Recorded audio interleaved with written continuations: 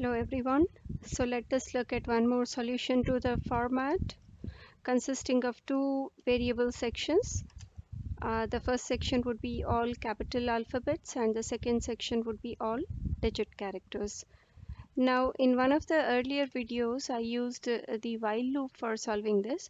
So we're going to take a little deviation and use the for loop and try and solve the definition. Even the earlier one can be solved using a for loop, or you can use the current one using a while loop as well. Whichever is comfortable, you should be using. But for a change, I'm going to apply the for loop so that you get an idea of how to think in terms of a for loop as well. So first thing we're going to do is we're going to create these few variables.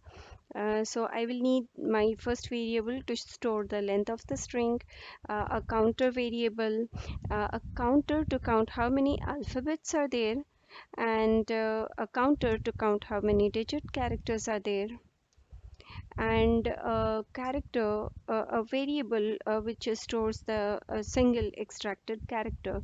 So far, it looks like these are the variables I would need, but then I might go ahead and use another variable. Maybe I need one more counter variable for the second for loop. So I'm going to write in two for loops.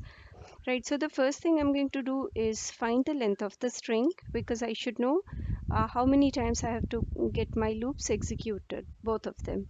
My counters are initialized to 0 with an assumption that there are no alphabets, no digits in the beginning.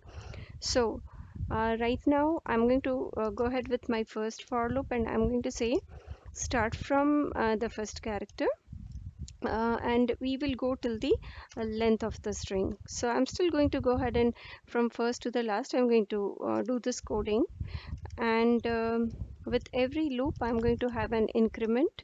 So in every loop what I'm going to do is I'm going to reuse this variable x.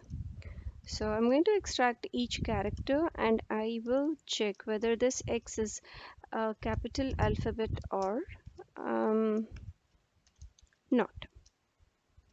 Right, so I am going to add 1 to my alphabet counter. So that is all I will do.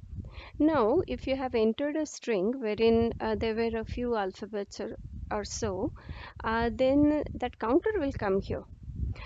Thereafter, what I would do is at a certain position of I, it would have stopped the loop. And I want that to happen. So I'm going to go ahead and put in an else statement. So if it is not an alphabet, I want the loop to break. So if it is a premature break, then obviously at some point the loop has come across a non-capital alphabetic character. So we will come out of the loop. Now, if at all the first character itself was a non-alphabetic character, then my counter of A would still be 0. So we'll add in those conditions at the end. So I'm going to go ahead and write another for loop. So I would have come to a position which is the non-alphabetic character. It may be any character, but for now it is the non-alphabetic character. That is what we understand. So I'm going to go ahead and use this J counter. Okay, I forgot to write an I. Okay, so in this J counter, from that one position where the non-alphabetic character was found till the end of the string, I'm going to do the same thing. Okay, so now you would be wondering why I am using a break.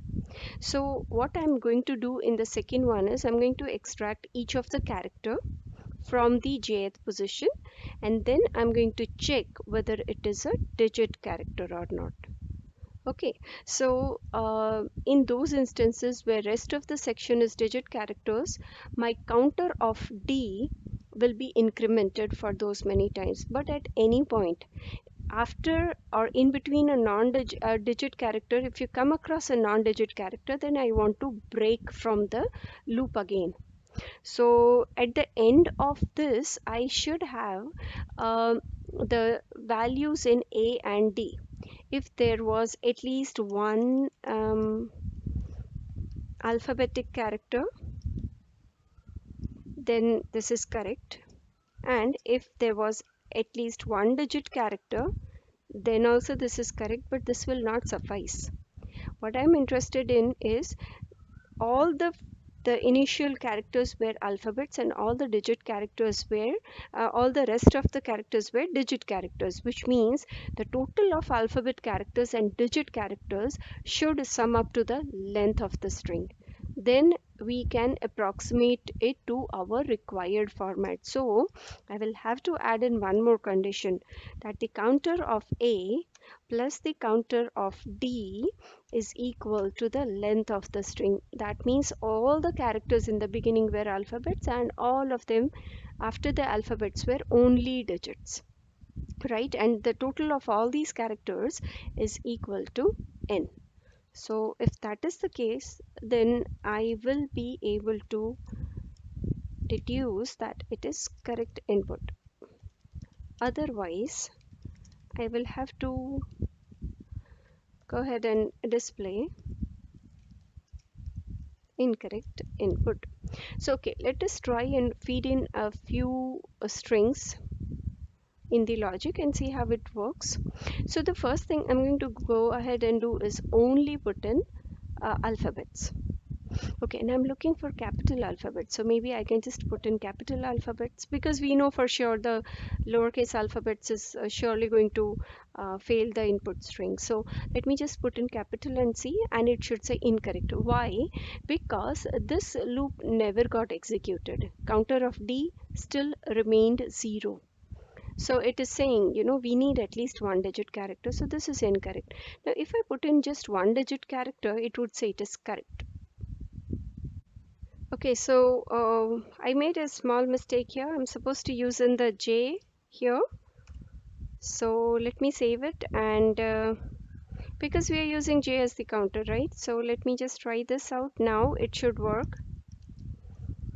So it should say correct input, right? So not every time copying and pasting is going to work. Now I can put in multiple characters also, and it will say it is correct input. All right, and if I try to enter anything after the digit characters, maybe a few alphabets, it is going to say incorrect input, because the first loop is going to count how many alphabets are there from the beginning, and it stops where a non-alphabetic character is found.